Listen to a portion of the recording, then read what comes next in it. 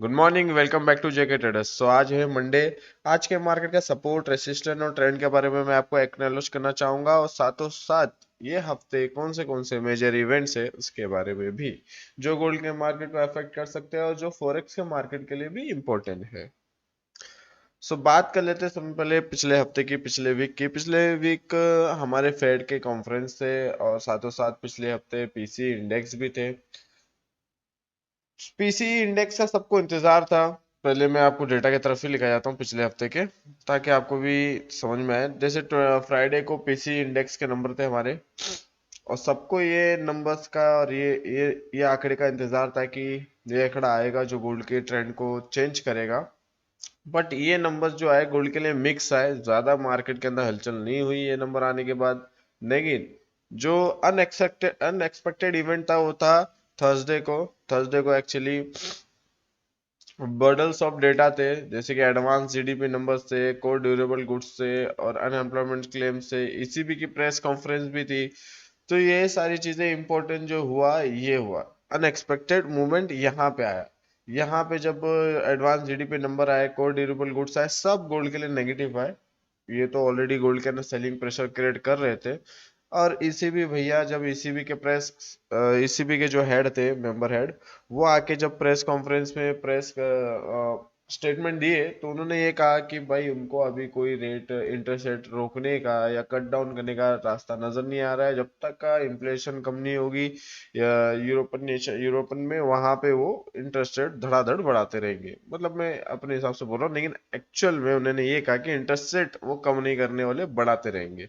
That's why वो भी gold के लिए नेगेटिव था। और आफ्टर अपने फेड, एफईडी फेड के बाद ईसीबी जो है फेड का सेकंड रैंक पे आता है, जिसको गोल्ड का मार्केट उतना रिस्पेक्ट देता है। फेड के स्पीच को तो गोल्ड का मार्केट रिस्पेक्ट देता ही है, ईसीबी की स्पीच को भी देता है, बट फेड जितना नहीं देता है। तो आपको ये जो मूवमेंट देखने मिला, ये जो अच्छा खासा डाउनफॉल देखने मिला, ये ईसीबी के प्रेस कॉन्फ्रेंस और डेटा जो गोल्ड के लिए, दोनों चीज मतलब समझ लो ना। अब इतने सारे डेटा जो थे और स्पीच भी थी, दोनों गोल्ड के लिए नेगेटिव आई थी। दैट्स वाई गोल्ड ने ब्रेक डाउन दिया। नहीं, उससे पहले गोल्ड के अंदर, उससे पहले जब फेड की स्पीच थी, उसके अंदर फेड ने ये कहा था कि 2% का टारगेट है उन लोग का इन्फ्लेशन का, और 3% का तो इन्फ्लेशन का चल रहा है। स्टार्टिंग में थोड़ा हॉकी स्टोन में आए थे, उसके बाद डोवी स्टोन में उन्होंने बोला, दो स्टोन पे आ गए। जैसे कि उन्होंने ये कहा कि माइट भी देयर चांसेस, मतलब हो सकता है। माइट बोले तो होने से भी कम परसेंट चांस है, मतलब 100 में से 20% चांसेस है कि अभी वो इंटरेस्ट रेट हाइक करे। बट आने वाले डेटा पे भी डिपेंड करता है। डेटा जो था इस बार गोल्ड के लिए मिक्स आया था। और ये हफ्ते कौन से मेजर डेटा है उस पर भी नजर मार लेते हैं अब। सो दिस वीक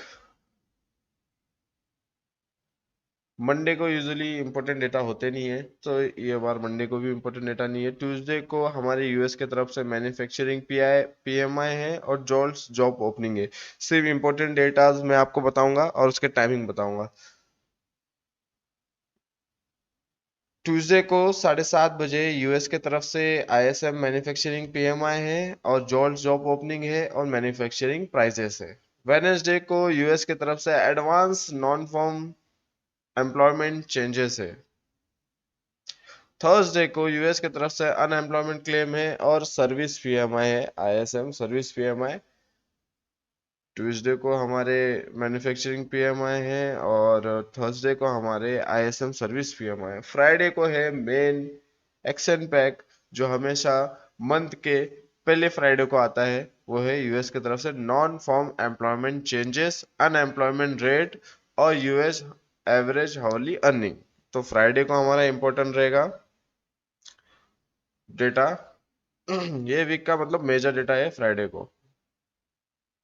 बाकी ट्यूसडे को जो जो नॉर्मल वाइज डेटा है, और टॉप 5 में जो डेटा डेटा आते हैं वो है नॉन फॉर्म पेरोल, वो है फ्राइडे को। चलो, डेटा तो बता दिया आपको ये वीक। फ्राइडे को सबसे ज्यादा इंपॉर्टेंट डेटा है। बाकी नॉर्मल वाइज आ जाते हैं ट्रेंड पर। वीकली आप देखना चाहोगे तो गोल्ड का ट्रेंड अभी भी पॉजिटिव बना हुआ है। वीकली वीकली चार्ट पर, क्योंकि फ्राइडे को गोल्ड ने 50 के ऊपर क्लोजिंग दी है। दैट्स वाई कंसिडर कर सकते हैं गोल्ड अभी भी पॉजिटिव जोन पर है। अब इंट्राडे वाइज में मैं आपको बता दूं, रेसिस्टेंस जो है इंट्राडे वाइज में 1970 का है। उससे पहले मैं आपको बता दूं फ्राइडे को एक्चुअली मैं थोड़ा बिजी था, पिछले हफ्ते ही पूरा बिजी था, तो इस वजह से मार्केट पे ज़्यादा मैं आपको सिग्नल वगैरह प्रोवाइड नहीं कर पाया। बट ये हफ्ते आज से मैं फ्री हो जाऊंगा तो अच्छा काम पे फोकस रहेगा। तो जो मैंने आपको लेवल्स दिए थे फ्राइडे को 1960 1962 का हमारा सपोर्ट रेसिस्टेंस एरिया था।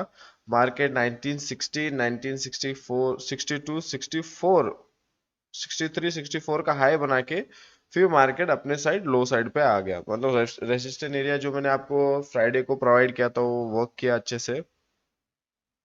आज का रेसिस्टेंस और आज का सपोर्ट एरिया मैं बता देता हूँ। रेसिस्टेंस जो है 1970 का है आज का, और सपोर्ट जो है वो फ्राइडे का लो है, मतलब फ्राइडे थर्सडे का लो है जब मार्केट में बंडल्स ऑफ डेटा रिलीज हुए थे 1942 का। सपोर्ट जो है 1938 1942, लेकिन मैंने सेफली 1938 1940 का सपोर्ट एरिया लिखा है। बट सपोर्ट जो है हमारा 1942 1940 ये एरिया जो है हमारा सपोर्ट एरिया है। रेसिस्टेंट एरिया जो है हमारा थोड़ा ऊपर दिया और 1970 1973, बिकॉज हमारा 60 और 62 का एरिया ऑलरेडी टेस्ट हो चुका है। सेकंड टाइम वहां पे जाएगा तो एरिया वर्क करेगा नहीं करेगा, थोड़ा उस पे में भी आ जाता है, इसलिए सेकंड रेसिस्टेंट एरिया आपको दे दिया है मैंने। और ये वर्क करेगा डेफिनेटली, बिकॉज आज मंडे भी है, कोई ज्यादा बड़ा इवेंट भी नहीं है, तो मार्केट चार्ट वाइज और chart wise technical wise move करेगा, तो ये लेवल्स काफी अच्छा बढ़िया काम करेंगे।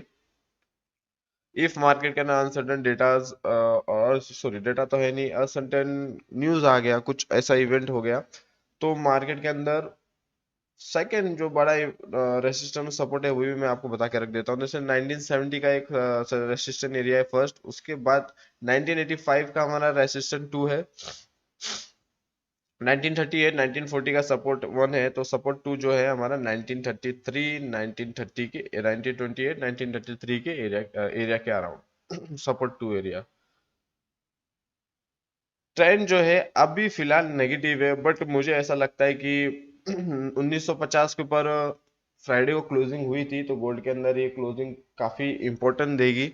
सो मार्केट अभी 1948 तक आने की कोशिश करेगी, देन वो अपसाइड जाने की कोशिश करेगी। इफ मार्केट 1950 1960 के ऊपर जाके सस्टेन करता है और तो गोल्ड का ट्रेंड पॉजिटिव हो जाएगा हमारे डे वाइज में भी। तो फिलहाल अभी तो 60 के नीचे है तो ट्रेंड नेगेटिव कंसीडर करूंगा मैं, लेकिन 60 के ऊपर जाके वो सस्टेन करता है तो आप समझ जाना कि ट्रेंड पॉजिटिव है, रेसिस्टेंट लेवल तक जाएगा गोल्ड का मार्केट, देन वहां से कुछ सेलिंग प्रेशर क्रिएट हो सकता है।